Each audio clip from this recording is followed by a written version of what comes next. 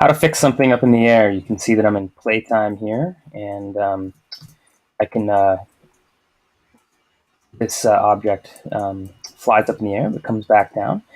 To fix something in the air, you're going to need to basically turn physics off on this object, i.e., make its rigid body not movable.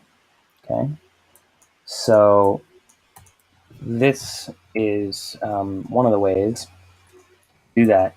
You're going to select the object under its properties, open the property menu on rigid body, turning movable from true to false. And what that'll mean is that we'll have a rigid body that is active, but just becomes immovable. And so that means that I can if I draw other objects, that have movable rigid bodies, they will collide with this object that's fixed in the air. And you'll see this as I try to move this guy through. It bumps into this object. So this is sort of like a magical platform or magical stair step sort of situation. So that's the first way. Again, that's we'll do it on this object here. I'll do it in pause time. Under its properties, rigid body, where almost all of its physics is handled, you're going to come here to movable and make it false. Okay. So that's the first way to do it, which leaves, as I said, this object collidable, so that I can that objects, if they try to pass through it, will collide with these objects. Yeah.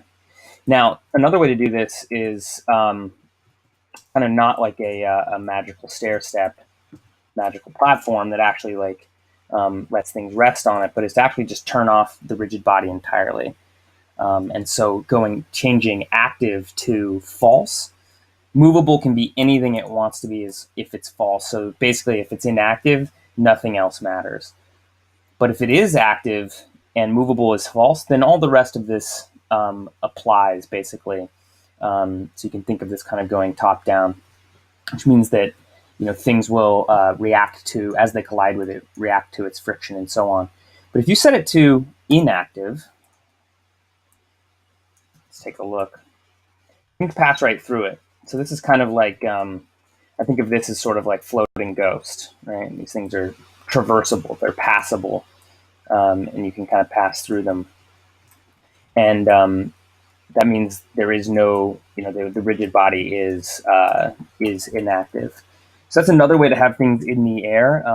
If you did want, say, things to kind of rain through this or pass through this, just have this thing be kind of visual but not physical.